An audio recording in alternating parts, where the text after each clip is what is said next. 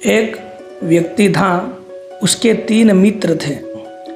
एक ऐसा मित्र था जिससे वह प्रतिदिन मिलता था, दूसरा ऐसा मित्र था जिसे वह प्यार करता था पर मिलता था 1-2 सप्ताह के बाद, और तीसरा ऐसा मित्र था जिसे वह महीनों के बाद कभी कभी मिलता था। एक बार इस व्यक्ति पर किसी कारणवश एक मुकदमा बन गया।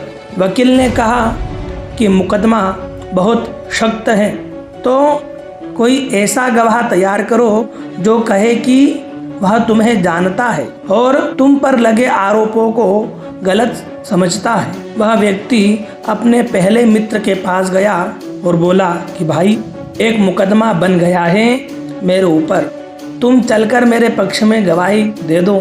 मित्र ने कहा कि देखो भाई, तुम्हारी और मेरी मित्रता अवश्य है, लेकिन गवाही देने के लिए मैं तुम्हारे साथ एक कदम भी नहीं जा सकता।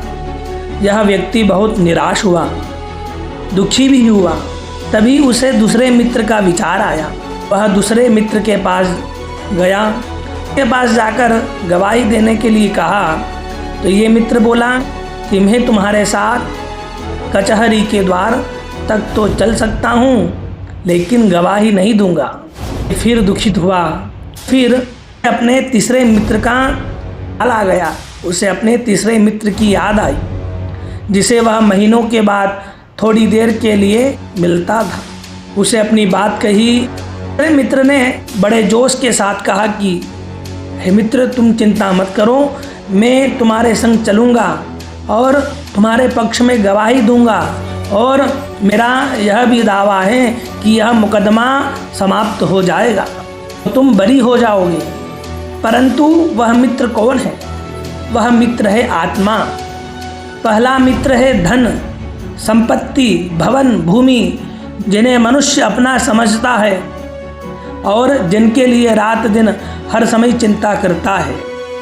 दूसरा मित्र है ये सगे संबंधी, रिश्तेदार, पत्नी, बच्चे, भाई बहन, जिसके लिए मनुष्य प्रत्येक कष्ट उठाता है। और तीसरा मित्र है प्रभु की सेवा, प्रभु प्रेम और शुभ कर्म, जो प्रभु प्रेम के कारण किए जाते हैं। इस कहानी में गहरी बात यह है कि दोस्त वो नहीं होते जो रोने पर आते हैं, दोस्त वो होते हैं जो रोने ही नहीं देते। यदि आपको यह कहानी अच्छी लगी हो तो आप हमारे चैनल को लाइक करें, शेयर करें और सब्सक्राइब करना न भूलें। जय जय अम्बे।